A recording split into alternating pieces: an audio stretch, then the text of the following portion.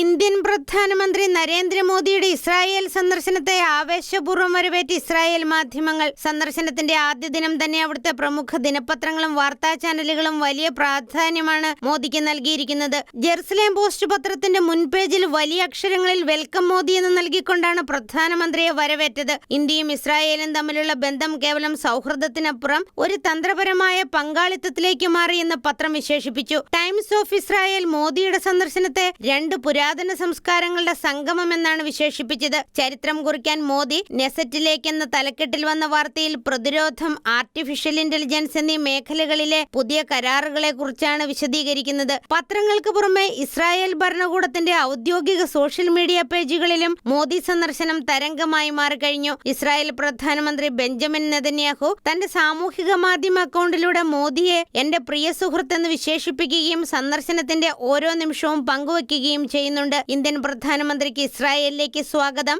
ഇത് വെറുമൊരു സന്ദർശനമല്ല, രണ്ട് പുരാതന സംസ്കാരങ്ങൾ തമ്മിലുള്ള അഭേദ്യമായ ബന്ധത്തിന്റെ അടയാളമാണ് എന്ന് ഇസ്രായേൽ വിദേശകാര്യ മന്ത്രാലയവും വ്യക്തമാക്കി. ഇന്ത്യയും ഇസ്രായേലും തമ്മിലുള്ള പ്രതിരോധ ഇടപാടുകളെയും സുരക്ഷാ സഹകരണത്തെയുമാണ് ഹാരറ്റ്സ് പത്രം എടുത്തുകാട്ടിയത്. ഭീകരവാദത്തിനെതിരെയുള്ള പോരാട്ടത്തിൽ ഇരു രാജ്യങ്ങളും ഒരേ നിലപാടിലാണെന്ന് ഹാരറ്റ്സ് വാർത്തകൾ സൂചിപ്പിക്കുന്നു. International desk, Shekinah news.